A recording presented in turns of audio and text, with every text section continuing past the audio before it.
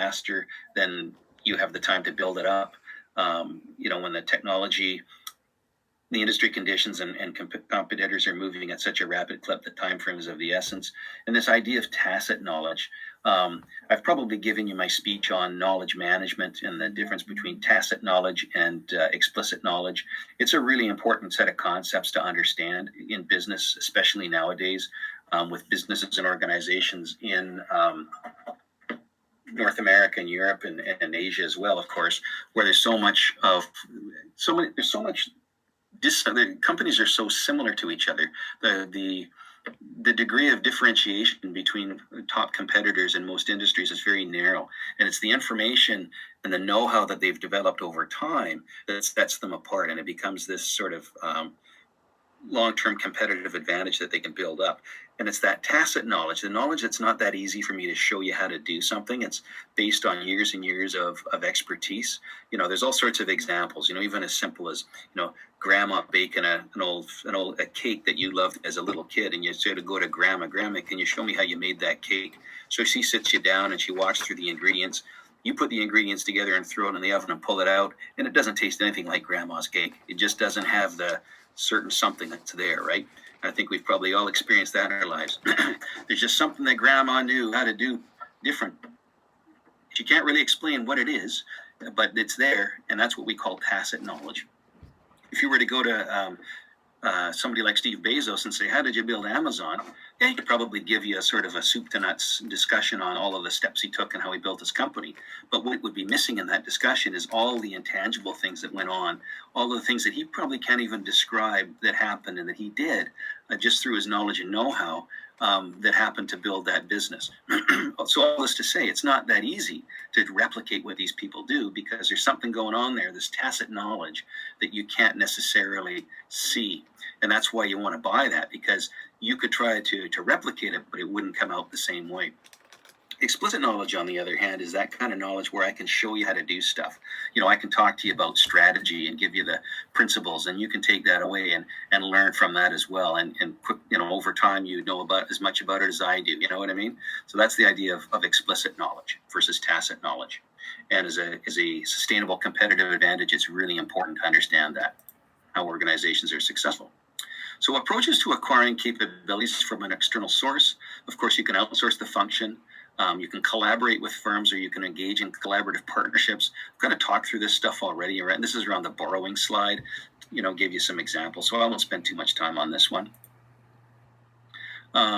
Superior strategy execution capabilities, as we talked about, they're difficult to imitate in socially complex processes. Maximizing resources and competitive capabilities in support of the business model. Not so easy. It sounds good on paper, not so easy to do in the real world, right? Lowering costs and permitting firms to deliver more value enables a firm to react more quickly to market changes. So I guess the thing I want to highlight in this is superior strategy execution capabilities in and of themselves can actually be a competitive advantage to firms. So organizations that are notoriously good at buying businesses and incorporating them into their ecosystem, knowing that that's a difficult challenge, it's not that easy. Knowing which companies to pick and which ones to avoid, all that kind of stuff. Like if you look at a guy like Warren Buffett and his company Berkshire Hathaway, has everybody heard of Warren Buffett? I'll wait for you to answer yes or no. No? Okay, so Warren Buffett, for those that don't know who he is, he's a multi-billionaire in the U.S., one of the Forbes richest men in the world, typically on the top 10 list. And he's been around for, God, I don't know, he's probably 90 years old now. Anyhow, he's had a success, and there's a bunch of companies that he owns under Berkshire Hathaway. You might not recognize the name Berkshire Hathaway, but if you looked at all the companies that organization owns, it's a lot of household names that he has been able to acquire over time. So he's demonstrated a savvy or a skill set for acquiring organizations and putting them into his portfolio. Not everybody's able to do that, right? So again, what I want to just highlight with this is that superior strategy execution capabilities are or can be a distinct advantage that an organization can have. Okay. And there you go. There's a nice little nugget for you there. Superior strategy execution capability is the only source of sustainable competitive advantage when strategies are easy for rivals to copy, right? And as we moved into a world where, as I said earlier, almost every business vertical has 2 or 3 really strong players. And sometimes it's this strategy execution capability that sets them apart from everybody else that's trying to catch them, and even sets them apart from each other to some degree, right? And we've seen, organizations go down the tube as well because they haven't really done a great job of maintaining their strategic advantage. And we could sit here and talk about all sorts of organizations, and oftentimes they fail because they haven't executed their strategies appropriately. So talking now a little bit about strategy supportive culture, a structure. We're deciding, which value chain activities to perform internally and which ones to outsource. And I know we've talked a little bit about this in the past. A good example might be Apple. Apple doesn't build every component and every part and everything that goes into the iPhone. A lot of that is actually outsourced, as we know, to Foxconn, right? So they know what they're good at. They'll keep the value chain activities that they know that they can do best themselves. And maybe it makes sense to outsource to other companies where they can do a better job. Of course, aligning the org structure with the strategy, as we talked about at the very beginning, a very rigid structure might be appropriate for a company like Walmart, where you want to have a Walmart experience in every store across every nation that Walmart operates in, and you want managers in every store making decisions exactly the same way. You've got a very rigid structure and decision-making pipeline for each of those situations, versus an organization where maybe you let a little more flexibility happen, right? How much authority to centralize? So decision-making and structure kind of go hand in hand with each other. So how much authority to centralize versus decentralize is kind of wrapped into this idea of the org structure too. And then how much collaboration with external partners and allies do you really want to have or not? And as we know, when we go back to our, let's just go back to the previous slide here where we had a little value chain. There's a little diagram for the value chain. Let's go quite a ways back. Where did it go? There we go, right there. So if you see in here, of course, this is a very simple diagram, but it describes a lot of really big concepts. And organizations can work closely with valued business partners to make sure that the way that their timing is impeccable. And that, for instance, if you were an auto manufacturer and you knew that 75 or 80% of the parts are outsourced to other companies, right? You're not making the steering wheel, somebody else is. You're not making the brakes, somebody else is. The doors and the seats and everything else. Well, you want to have exactly the right supply of those pieces coming in at exactly the right time, so they're not sitting in your warehouse. And more importantly, you don't have money tied up in those parts that aren't moving and aren't earning you a rate of return or something profitable. So good strategy execution makes sure that you've got all of those pieces in place and they're fitting together really nicely. And you've got these valued partnerships thinking about how you're going to deliver on that, right? Let's make sure I get back. Here we are. So structure comprises both the formal and informal arrangements of tasks, who's responsible for what, lines of authority. That line of authority is about who reports to who, what's the various reporting relationships for within the firm. Those are all the kinds of things that are important when we think about structure, okay? So there's a couple of definitions here. In fact, I'm not really going to go through this stuff. This is all in the textbook. You can have a look at it. Simple structures, functional structures. These are all the different kinds of structures that can exist. And the book actually does a pretty good job of giving some examples of these. So I'm just going to move along in the interest of time because I did promise to get you guys off the phone at a reasonable hour. So I'm going to carry on here. So, of course, centralized decision-making is authorities is retained at the top versus decentralized is where you allow authority to be delegated out to lower levels in the organization and to employees. And depending on the strategy of your organization, how much authority you want to delegate is pretty key, right?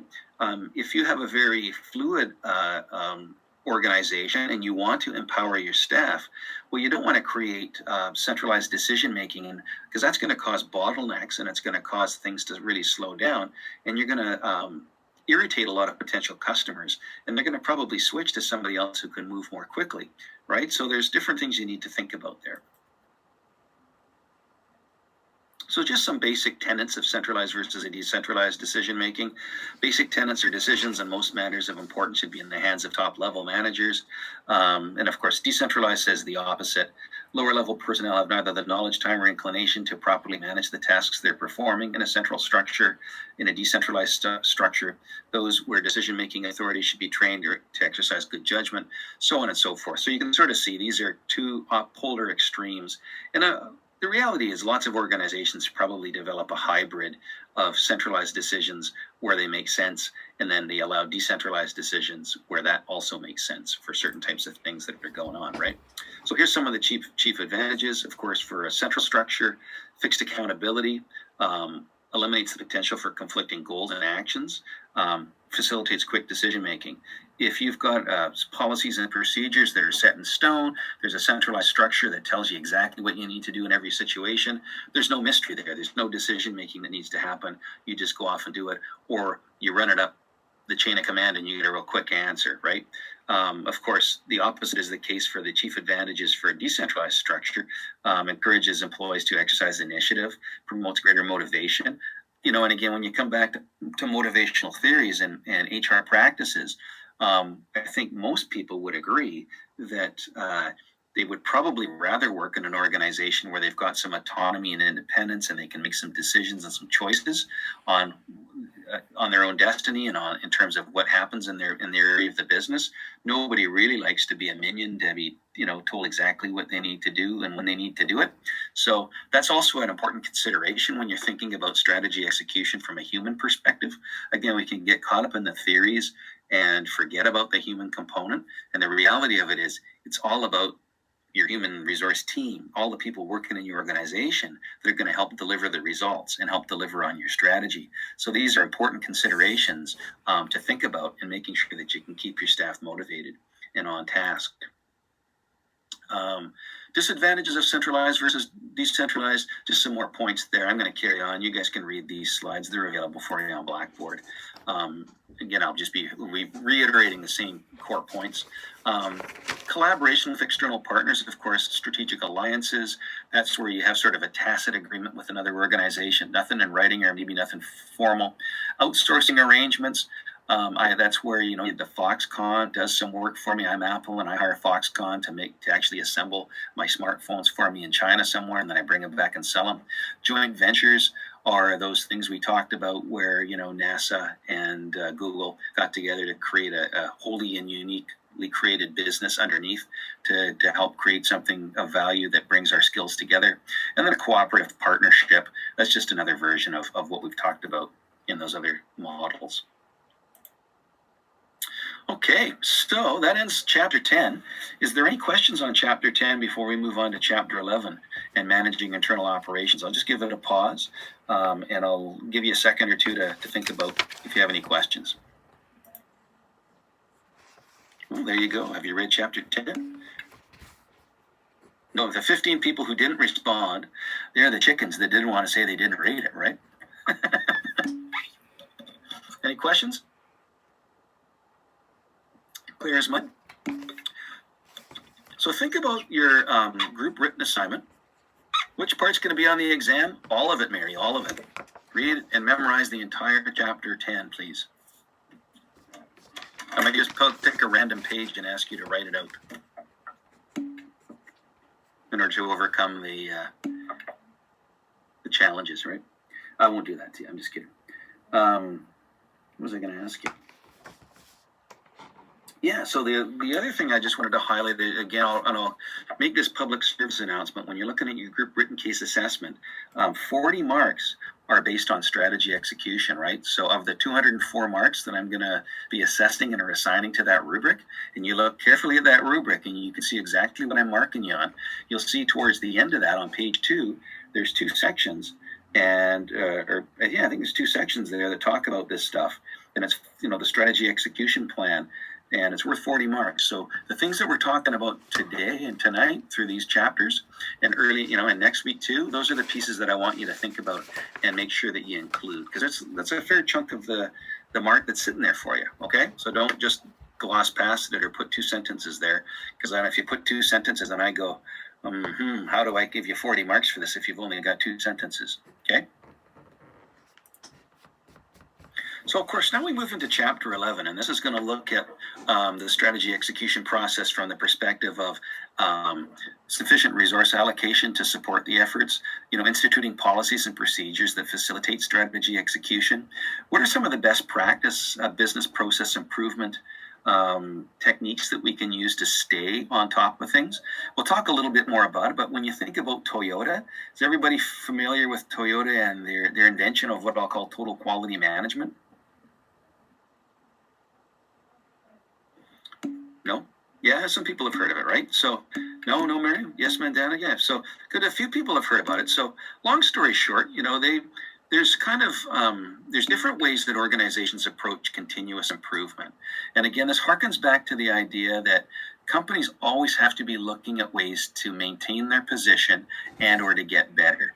It's a big mistake if companies decide that they've hit the top of the mountain and they're not going to continue to try to get better. And Toyota has been a great example of an organization that has embedded continuous improvement, incremental improvement into all of their business processes for the last 25 or 30 years, to the point where they have become thought leaders, industry leaders, or thought leaders we call them, that go in and help other organizations in other unrelated businesses to help figure out process improvement techniques for them. And it's spun off a whole industry. So we'll talk a little bit about some of that stuff, because there's various techniques that companies use to try to continue to maintain their edge. And then, of course, information systems, informational systems, I'll call them, that help support strategy execution activities. It goes without saying now that we have a very wired world. Organizations have very large IT infrastructure investments that help them understand, help them move their businesses through their various processes, but also help them gather all kinds of insights and data and knowledge about how they're performing and how they're benchmarking against themselves and against their industries.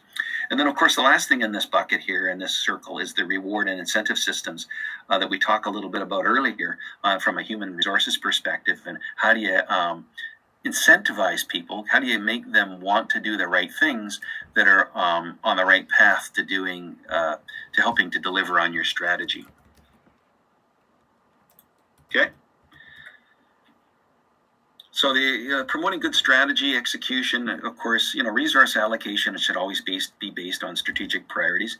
That sounds pretty basic and pretty obvious, but sometimes it's not so obvious. Where reality is not so obvious, I'll say, where companies, they'll say one thing and they'll be committed to a particular strategy, but they don't necessarily allocate the right amount of resources, the right people, or enough people, enough money. All of those kind of things, they're kind of mired in the past, and they don't necessarily make the connection that they actually have to pour more resources into delivering on the new strategy and get their money and get their people away from executing on the old strategy. And that's another reason why strategies can fail. It's more of a lip service type of thing, but they don't actually put the right resources and horsepower behind it. Of course, it includes making sure you got the right policies and procedures to execute against your strategy. How do we do things around here? What are our processes and policies on whatever it might be, so that there's consistency and that people aren't just kind of making it up as they go along? And of course, process management tools that I talked a little bit about, information systems and operating systems to help people carry out their roles, and then well-designed incentive systems that can help deliver success to the organization. So it kind of goes without saying that good strategy execution requires sufficient funds allocation to areas of greatest need. So as I said earlier, lots of companies have made the the mental commitment to a new strategy or to doing things a bit differently, but they don't actually, maybe they don't have the resources to do it, or they don't allocate the resources in the right way, and they continue to have a disconnect between where the greatest need is to deliver on the change versus keeping money and keeping people in another part of the organization and not delivering on that. So of course you want to make sure that your resources are screening resource requests carefully. So one way around making sure that that resources are allocated against the proper strategy or the strategy that you want to deliver on is you screen them. You say, okay, how does this business investment that we're currently making in this part of the organization supporting the new strategy, right? So you're screening requests carefully. Maybe you only approve those that are can demonstrate clearly how they're helping to deliver against the strategy, and then the level of resources, having a clear understanding of what that's going to take, and then shifting to higher priority activities when needed. So lots of organizations have, and again about execution, lots of successful organizations will have a planning area in the company that will carefully take the strategy that's been developed by the executive and make sure that they can operationalize that. And they take those thoughts and ideas and they drill down to another level of detail, and they start to work out exactly what it means to different parts of the company. And then they'll start working with senior people at each of the areas in the company to reallocate resources as they might need. And as you can well imagine, that can sometimes be a painful process, because it might mean you're taking resources away from somebody to give them to somebody else. And that starts to step on the toes of people who are managing those areas that are losing resources. It might result in layoffs, it might result in job reassignments and all kinds of different things. So as you can imagine, it's not a real simple process sometimes when you're moving resources around, right? So that's kind of the point I want to make with that. Policies and procedures, those can often be really critical in organizations to provide top-down guidance and ensure consistency, and of course promoting a climate of that facilitates good strategy execution, especially in large organizations that have a presence in multiple locations across a country or maybe across the world. Again, you want to make sure, if it's important, that you want to maintain a brand, you want to have a brand consistency. Think of McDonald's. Think about the idea where, I know a lot of you guys are from different parts of the world, where you might go and be in a McDonald's somewhere quite far away from Canada, but your expectation is that probably there's going to be a certain level of consistency and quality there when you go there. And that's largely because of the policies and procedures that they have put in place. And there's lots of examples of that. That's just a good one because we're all familiar with it. There you go. There's McDonald's, the model of consistency, right? Now, I know in some countries of the world, they change their menus around. In India, for instance, they don't serve beef, and they've got other substitute products there. But in general, of course, you're going to find that there is a general consistency in terms of how the whole brand experience is delivered at each of those different locations, regardless of where you are. So here's more of a blowout in terms of how policies and procedures facilitate good strategy execution. Top-down guidance, channel individuals and group effort, align the actions and behaviors of company personnel, placing limits on independent action to help overcome resistance to change. They help enforce consistency, improve quality, help coordinate the strategy efforts and throughout the organization, and promote the creation of work climate that facilitates good strategy. So lots of words there, but you can kind of see where and why organizations would rely on policies and procedures to help guide the organization through a strategy execution process. So the next slide we're going to talk about is looking at best practices in employing process management tools and procedures. And this is where lots of organizations will hire consulting agencies like Deloitte and Price Waterhouse, and there's 4 or 5 or 6 big international organizations. And sometimes companies actually have their own internal skills and capabilities they build up in some of these areas. But it's depending on the industry. Of course, you're going to look at benchmarking. I know we've talked about benchmarking before. Organizations want to look at what other companies are doing, both in their industry and maybe in other industries that are leaders in other industries, to what they can compare themselves to understand, okay, here's where we are, here's where we need to get to. The idea of process re-engineering is a fairly radical way of looking at reconstructing a business process in an organization. Like, say, for instance, you've got a process where a customer-facing service has to go through 4 or 5 different departments in a company, and it's not really clear why certain departments are involved. It's like a piece of paper that's getting passed around. And sometimes it seems to be done for internal purposes, that it seems to be serving some internal need, but it's not really facing the customer. And all it's doing is delaying the customer.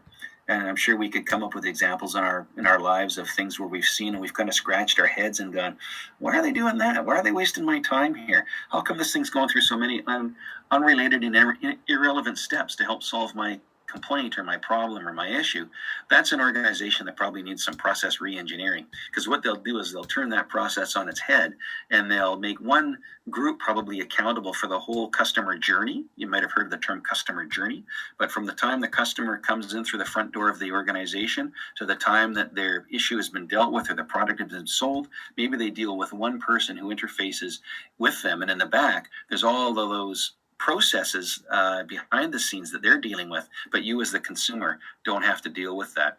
That's where process reengineering comes into play. And it can be fairly radical surgery for organizations where jobs and roles get completely changed and switched around. So that's one example. The idea of total quality management and Six Sigma, they're kind of, I'll talk about TQM first. That's that sort of idea that that Toyota had, where continuous incremental improvement. So they already do a good job, right? They already knock it out of the park when it comes to customer experience, quality. I mean, Toyota's always been at the top of a lot of lists in terms of reliability, all that type of thing, right?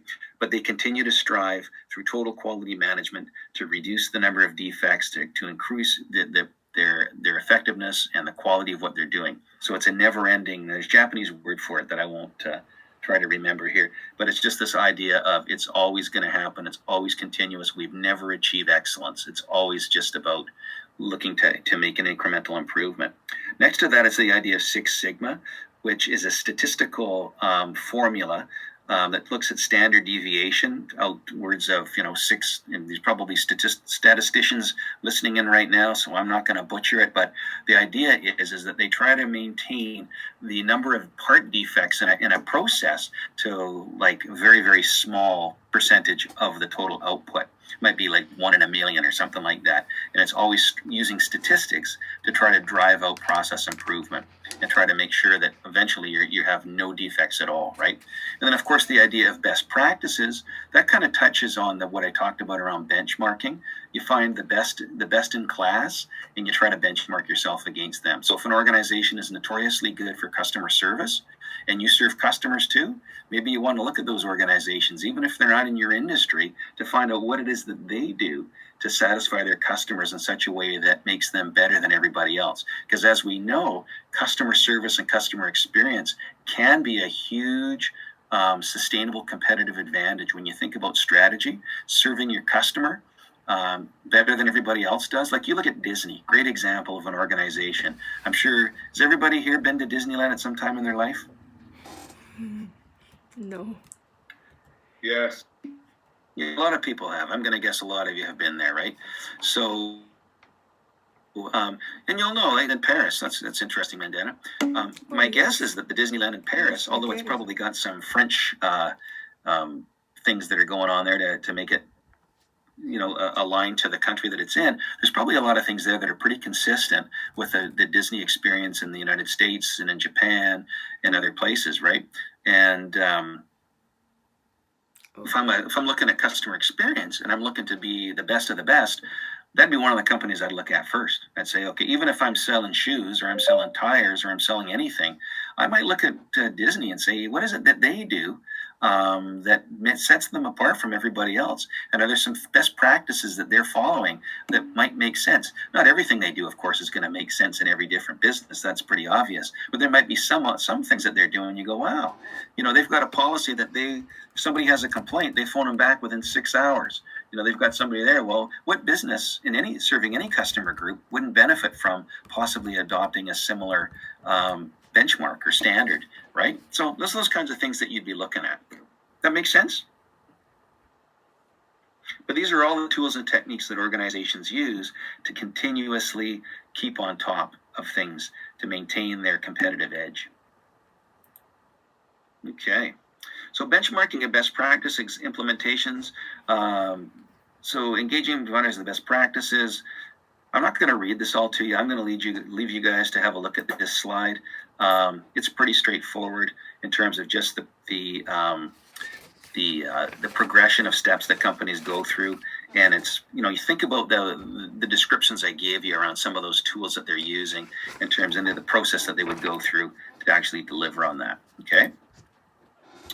business process improvement or process redesign, kind of interchangeable terms.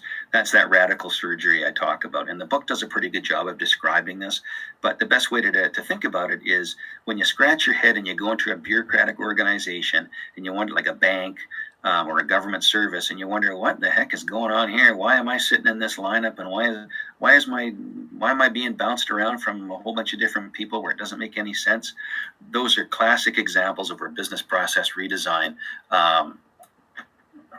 makes a whole lot of sense, where you go in and you turn that business process on its side, and you focus in on, you make it a customer-centric process now, and every step that process goes through, you run it through the filter of, well, how does this help the customer? How does this solve the business problem? How does this deliver on the strategy that we're trying to do?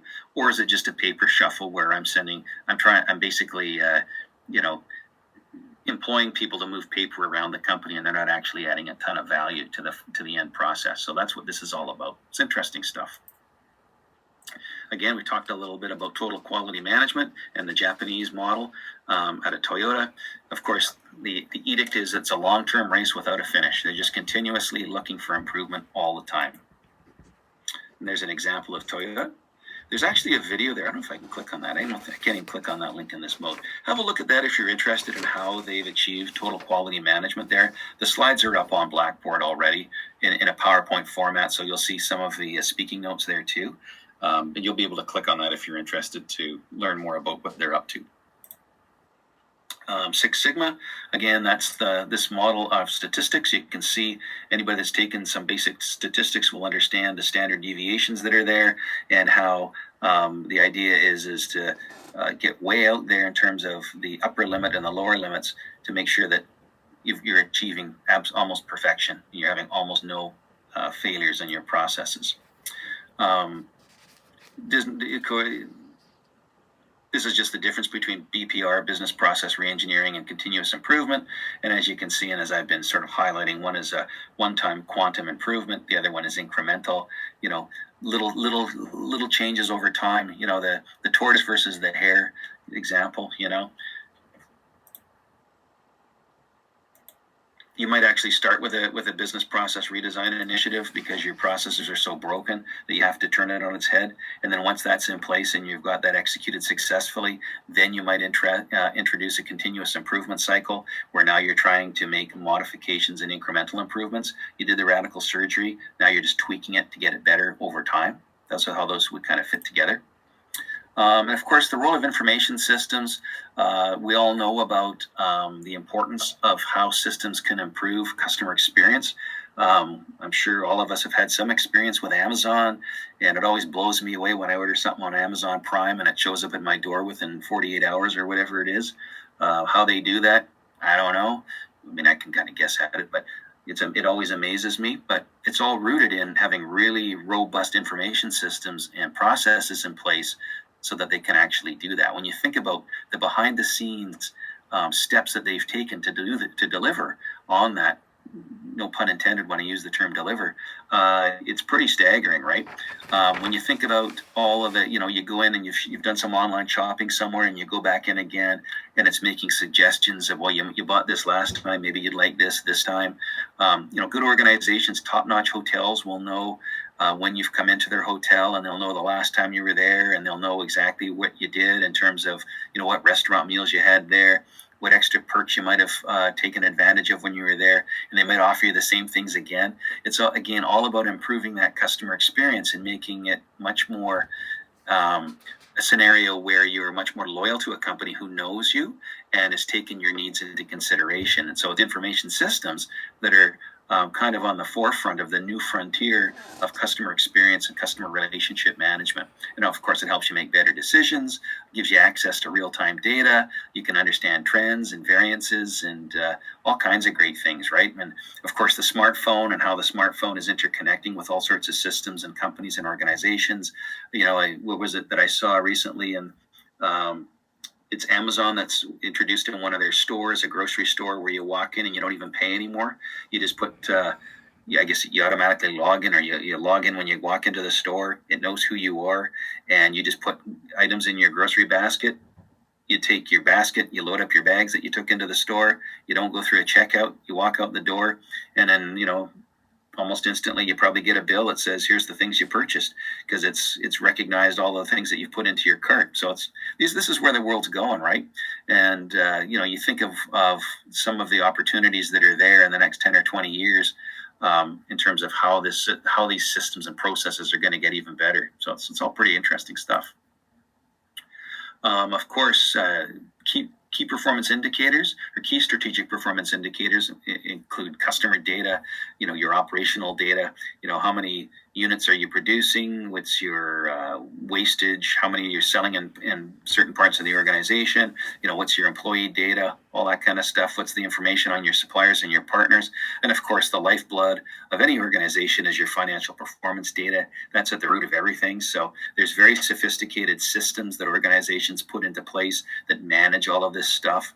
The irony is that a lot of companies over time buy systems that don't necessarily talk well to each other. 20 years ago, you might have bought a lot of operational systems. 10 years ago, you might have bought SAP, which is an employee system. 3 years ago, you might have bought a customer data system from somebody else. All of this creates a bit of a rat's nest in your IT department to get these systems to talk to each other and to try to find some common platforms to allow the data to interchange between them. So there's vendors and companies now that actually provide software, what we'll call middleware, that helps to bridge the gaps between some of these older systems and some of the newer systems. And as we move towards more of a cloud-based world, where, I don't know if you've heard of Amazon Web Services, this is another big part of their organization that doesn't always get talked about, but you sometimes see their commercials on television now. They're trying to build much more of a consumer profile or a customer profile. But it's where organizations now don't necessarily have their own huge IT departments. They put their various software systems in the cloud that's hosted by Amazon Web Services, so they don't have to have big servers and all sorts of complicated things sitting in their own buildings. Amazon Web Services will do all the hosting for them and maintain the environment, and all they need to do is manage the software and have their end users run the reports and run the data through it. So it's all pretty interesting stuff in terms of where it's all going. Of course, and the last thing we'll talk about is using rewards and incentives to promote better strategy execution. So again, when you look at your cases, have any of the cases you're working on for your groups employed any motivating techniques to help their employees be better able to deliver strategy? It's the old carrot thing, right? Where you dangle the carrot in front of somebody in hopes that they'll do the right things. If you've taken some basic psychology 101, you'll know about things like that, right? Where the Pavlov's dog, you ring a bell and you pair it with feeding the dog a treat. And after a while, you don't have to feed the dog the treat anymore. He'll salivate when you ring the bell. It's kind of the same thing for employee motivations, finding those things that incentivize people to do the right things by rewarding them in the way that they want to be rewarded. Hope that makes sense. So, of course, you want to focus on results versus effort. So it's not good enough to say, well, gee, it was a nice effort. And we kind of live in a world where kids are kind of patted on the back for their effort, not always about the result. And that's okay. But it's sometimes as you get older and you move into the real world, it's about results. But of course, it's about doing results in the right way. It's not cutting corners and being unethical. But it's about outputs and results and making sure that you hit your targets. Sometimes, the best effort might not lead to the right outcomes. And eventually you have to say, well, gee, maybe you're not cut out for this because your effort's great, but your results aren't so great, right? You focus on achievement, not what you do. You set strategically relevant, specific, and measurable targets, right? We all talk about, this is the whole idea of SMART. You can't get away from SMART. I know some of you guys have taken 12-10 with me, and I'll harp on SMART goals. It appears in 3310, and I'm sure it appears on just about every class you're taking, right? SMART goals are really important, and as you start thinking about finishing off your term and thinking about getting ready for the final exams, set some SMART goals for yourself in terms of what you want to achieve, in terms of the grade you want to achieve, and then figure out what steps you need to go through to achieve that grade, how much time you need to spend, how you're going to measure your progress, and all of those things. But that's no different in performance systems, making sure you're linking these to the goals of the organization, right?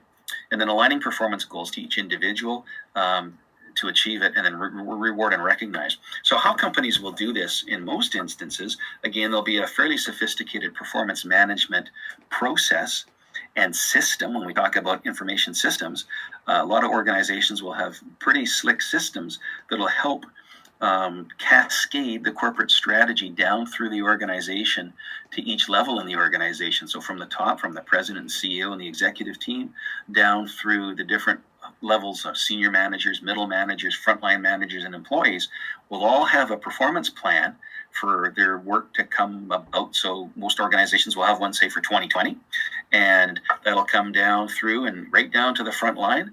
An individual will have performance goals and targets that are hopefully set, that are smart, and they'll roll up to their boss's plan, and their boss's plan will roll up to their plan, and so on and so forth. And depending on how well you do, if you achieve your performance targets, that thing we talked about earlier in terms of your compensation, you've got that base salary, and then on top of that, you might have incentive bonuses that are linked to corporate performance, department performance, individual performance, that will add maybe up to 25 or 30% on top of your base salary as a way to compensate you for doing the right things. So typically most organizations will balance between giving you a base salary that gives you enough to live on, hopefully comfortably, but then they'll also put enough in the incentive bucket that it's worth your while to try hard to achieve those things, because it could represent 30-40% of your total compensation. And depending on the organization, it could even be more. In a job that's very sales focused, you might find that a lot more of your compensation is tied to how many units of something you sell. Like a car salesman, I'm guessing you go to a car dealership, a lot of the salary that the car salesman's getting is tied to how many cars they sell over a given period of time. So there's a lot of incentive for them to work hard, to sell hard, right? Okay. So using rewards, of course, it's about getting sustained energetic commitment to a strategy process. So you want to motivate people. You want to write the right balance between rewards and punishment. You don't have to go into a ton of detail on this in this class. This is starting to get into organizational behavior, maybe some of the things we talk about in 3310, but just have an understanding of how linking rewards to relevant performance targets has a strong bearing on effective strategy execution. Hopefully that makes sense. That's really the message I want you to get from that. So non-monetary approaches to enhancing motivation. Again, this gets more into organizational behavior and some basic HR-related stuff. Again, like I said earlier, money's not always the big motivator. It depends on your life stage. A lot of you folks are probably, quite a bit younger, and you're probably going to be looking for your first big job. If you haven't already landed it, you're going to be looking for your first big job in the next year or two when you graduate. Money matters, right? Because school's expensive and all of those kind of things. Once you've been in a job for a while, though, and the basics are taken care of, you might find that there's other things that are important to you as well, right? And there's a whole topic of conversation between intrinsic and extrinsic motivation. Intrinsic motivation are those things that you kind of do for yourself. Like, for instance, if you're motivated to get an A in Business 4275, more than likely you're doing that for intrinsic reasons. You're doing that for yourself. You can pass the course with a C. At the end of the day, people don't ask you what your grade was. You could, within a few months of getting through this course, you can say, yeah, I took 4275 at Douglas College. And that's usually where the conversation ends. People don't start going, well, what'd you get? What grade did you get? Nobody's going to ask you that, right? Even when you graduate with a degree, people don't ask you what was your grade point average. Generally speaking, you don't get that question. You strive to get higher grades because you do it for yourself. You do it for what's intrinsic in you, if that's what drives you, right? Extrinsic motivation are those things that somebody else gives to you. It might be the high praise from your boss, or when you tell your parents that you got an A in Business 4275 and they go, that's fantastic, let's go celebrate, right? Those are the things that are extrinsic. Or you get a pay bonus, that's extrinsic. Okay. So there's just some of those examples there. So this list gives you some different ways that you can motivate employees that are beyond money. And IKEA's case, I don't know, this is just an old slide from last time. I know that I've got the slide deck from the group, from Team 5. So before I go on to talk about other stuff, is there any questions on Chapter 11? Because we've come to the end of Chapter 11. Any questions on that stuff? Feel free to use the microphone if you do, or put up your hand and let me know. Is it all pretty clear? Anybody gone to sleep? It's no good, Mandana. No good or good? Crystal clear. Thanks, Robert. I appreciate that. It's all good. Thanks, man, Dan. I knew that's what you meant, but I just wanted to have some fun. Good. So have a look at that stuff, you guys, and think about it in relation to your particular cases that you're working on. Jaggy, I like your emoji there. That's a good one. I'll have to look that one up and adopt that myself. Good. Thanks, Diego. Thanks, everybody. Good. Okay. Mary, that's a good one, too. Thanks, Tyler. Okay. So I'll assume that all kind of makes good sense and that you have absorbed that and you will be looking at those concepts in relation to question 18 on the group written case assessment. Okay. So now we'll move on. I'm not going to talk, I'll give you a bit of an overview on the IKEA stuff. Like last time, what I'll do is I'll have a look at the submission from the team. I'll probably put some extra notes on it, and then I'll post it on the site for you guys to have a look at, okay? Did everybody find the ones from last time? The two that we did last week from teams 3 and 4? Good, thanks, good. Thanks to those guys for sending those in. Those were good. So I'll do exactly the same thing. I'll put this in the same folder, and I'll do it towards the end of the week, okay? Good stuff. Thanks for that. Okay, and those are the questions that were there, just as a refresher. So key dates and updates. So as for those that came on a little bit later in the conversation, what I've decided to do, now you're still welcome to submit your written group paper next Tuesday if you want. That's certainly up to you. But given the developments that we've got now in our move to online, it's pretty obvious to me that it's not going to be very effective for us to try to do a group presentations in this format. Technically, it's doable, but I have my concerns that it's just not going to be all of that slick. So what I'm going to ask everybody to do is to submit both their group presentation, their group written case assessment, the 30 or 40 page assignment that you're going to give to me, whatever it is, and I'll leave you to look at the instructions for that, for all the details. You'll turn that into me, and at the same time, you're going to turn in a presentation slide deck or slide package. My preference is that you do it in PowerPoint, because what I'm going to ask you to do is to use the notes section of PowerPoint to just put in what areas and things you'd be talking about during your presentation. And I'll try to imagine you standing at the front of the class and talking about the particular things that are in the slide deck, okay? And that's what you're going to deliver to me. And assume that you're building a 25 to 30 minute presentation, because that's what I was going to do. I was going to break it into 2 sessions, starting next week. Believe it or not, there would have been four groups presenting next Tuesday, and then 4 groups presenting the following Tuesday. But we're not going to do that now. You would come in, and each of the 4 groups would be given 30 minutes to talk about the case and the highlights and walk us through.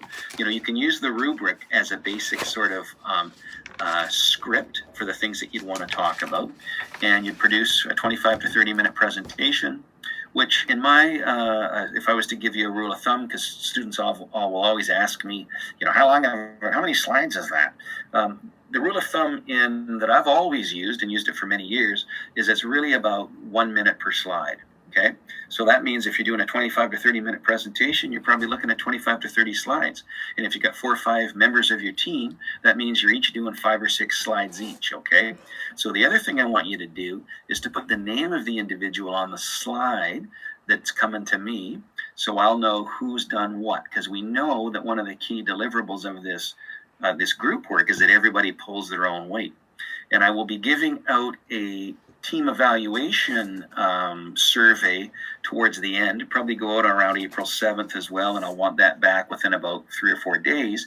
And you're going to submit that to me and turn it in. And the reason why I use turn it in for you to submit that to me is that it's confidential. So you don't have somebody on your team as you're handing it in to me looking over your shoulder wondering, what you're saying about me. You're going to hand that in to me confidentially and turn it in. Turn It In also does a really good job of allowing me to organize and sort stuff.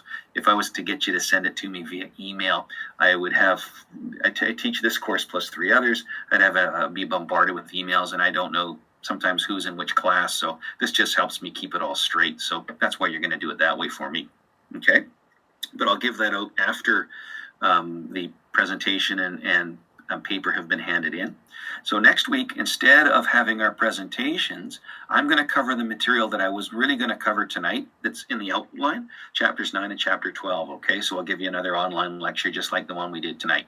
And then April 7th, which will be our last official class, which was meant to be our last official class, we'll do a review, okay? And what I'll probably do, instead of me going through a bunch of stuff, I will put it to you, and I'll put the bug out there right now. Think about areas or topics that you'd like me to discuss that you're not clear on, or if you just want to have a group conversation. It may turn out to be a very short class. If there's nobody with any thoughts or ideas or what they'd want to hear about, I'll assume that it's all good. Don't feel that you have to.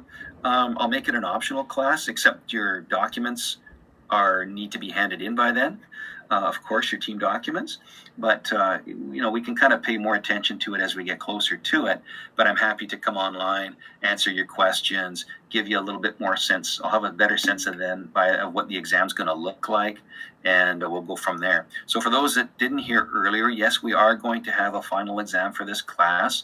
It might take on a slightly different format than what I was originally expecting to do, because of the obvious reality that you're going to all be at home looking at your computer screen, and I won't be able to proxy you the way I would do at the college. The college overall was looking at some different technology solutions to help in this. So I'll have more to talk about that over the next week or two for you guys. We'll still target to have your final at around the same time we were going to do it before, okay? What was the date? Does anybody remember the exact date for it? I see they've actually pulled it off their website. That's why I'm asking. It seems like a dumb question from me, right? But I went back to look at the Douglas College website, and they've pulled down the final exam period. Jaggy. Yeah, are you going to let us know when the date of the exam is? Well, what I'm going to do is hopefully somebody out there remembers exactly when it was. I have a pretty good idea of when it was. I think it was going to be, was it, sorry? April 21st, yeah. Okay, that's what I thought, yeah. I thought it was going to be on that day as well. April 21st from 7 to 10, I think is what they had originally said. So that's what we're going to go with right now. Unless you hear otherwise, we'll run it on April 21st. Yeah, Mary.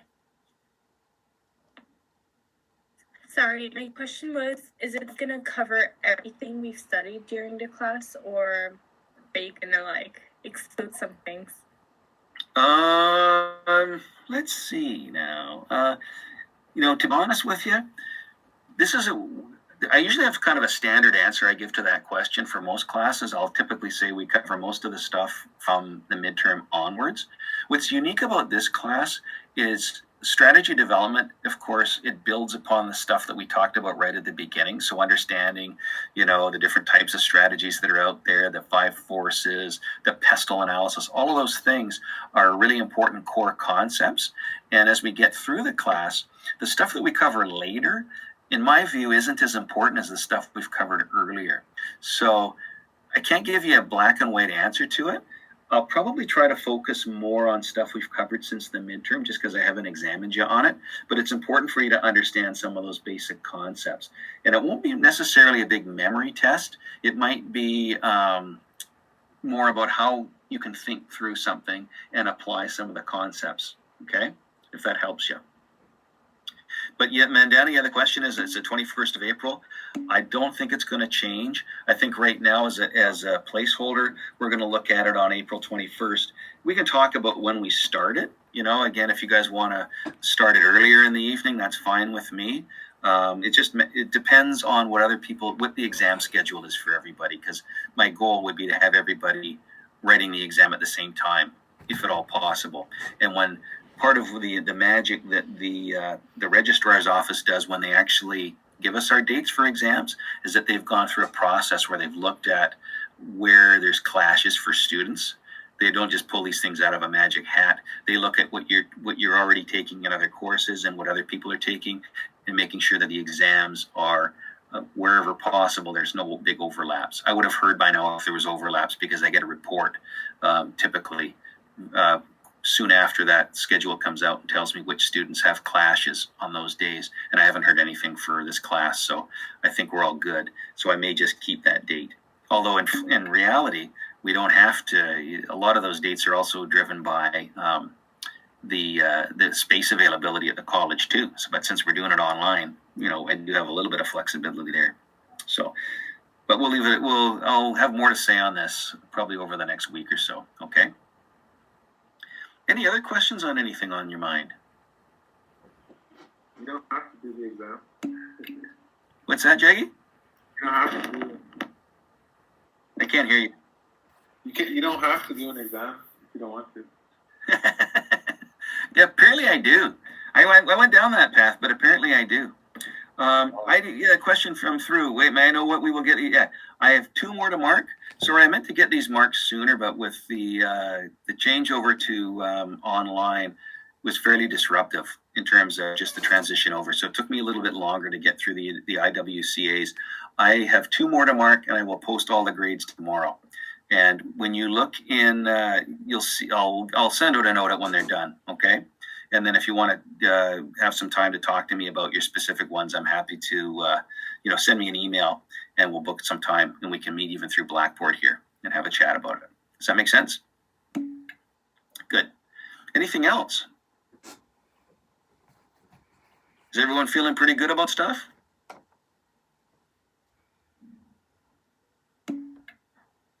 Good, good. Jaden left the session just like that. He's gone. You're finding some good emojis there, Mary. You too, Mandana. So give me some feedback on how this has worked for you. Like give me, as compared to when we get together in class, does this work as well? How can it be improved? What's better in this mode versus when we're in class? I'm just curious to know what you think.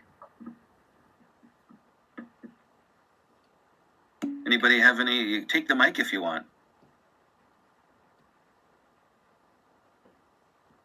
This is good. James back. You like it? Okay, good. It's not perfect. Good, thanks, Mary. Yeah, I like the in-person stuff too because I think we can have more interactions and stuff. But as an alternative, given what we're dealing with, is everybody doing the stay-at-home and self-isolation thing?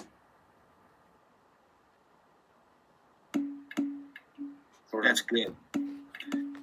I think I that's haven't left my house yeah. since last. It's almost been 2 weeks.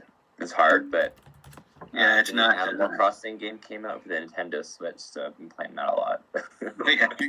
Video games are what's saving me. Yeah, it's very strange, right? I haven't seen anything like. I've never experienced anything like this, but I think the obvious reality is that the more we stay isolated, the less likelihood that this disease is going to get passed around. From there's lots of people that are getting it that are, of course, recovering from it. Most people seem to recover from it quite well, but it's that percentage of the population that isn't that's concerning, of course, right? So we just have to maintain our vigilance on this. The last time it was this bad was when this flu happened, which is that was World War I or just before that. That was a long time ago. Yeah, Spanish flu. People couldn't leave their house. Yeah, and it made 2 or 3 passes. It came back 2 or 3 times over a 2-year period. So the good news is, the bad news is that things travel very quickly now, right? Of course, with the travel and the interconnectedness of our world, it doesn't take long for something like this to jump from continent to continent. The good news is that we've got great medical minds out there working on a solution for this. So I have lots of confidence that in the next 6 months or so, they're going to have some good breakthroughs, and hopefully it'll help alleviate this, because this can't go on forever. People start having a lot of problems, right? But that being said, there's probably a good buy opportunity in the stock market over the next few weeks, right? It's already down to about 35 or 40%. It'll go back. Also, just so everybody knows, Donald Trump said that people should take chloroquine for COVID-19 because that can be used as a cure for it. But somebody just died from taking it in the States because it's actually dangerous. So just make sure nobody actually uses that because it's not safe. Yeah. No, yeah, I agree with you. I wouldn't touch that with a 10-foot pole. Yeah, Jay. How is the class participation marks going to be now because of this? Well, you keep piping up like you're doing tonight. You're right on track, buddy. I mean, I can see who's piping in. In fact, this is easier for me because your names come up on my. You probably can't see what I see. I get a bit of a different dashboard, but I can see all of your comments and things like that. So, I've obviously got a good impression of all of you for the classes that we've had together. But there's no reason why you can't continue to demonstrate active participation through this modem. It is different. I get it. It's weird. And it's something we need to adjust to a little bit. But it's not, there's an opportunity there, I guess is what I'll say. So keep bringing your good thoughts and ideas, and that's just going to help you. Okay, sound good. Good. Any other questions before I let you go? No? Okay. So let's see. Is there another slide here? It says 57 on my page. Oh, questions. Your questions. I think we've just been doing those. Okay. So yeah, you've got this stuff here. I've uploaded. Actually, I'll probably change the slide package because these key dates and updates aren't in the one that's currently in the folder because I put this up last week. So I'll make sure this stuff goes up so you can see these dates. In the meantime, stay safe. Continue to practice good social distancing. Wash your hands a lot. All that good stuff. And if you have any questions during the week, don't hesitate to drop me an email. And otherwise, I'll set up another time for us to have a conversation this time next week. And hope all is well with you guys, okay? Take care. Cheers.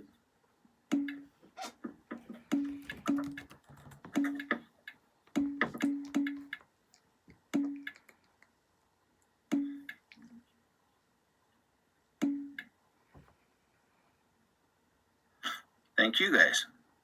Okay, with that, I'm going to sign out now.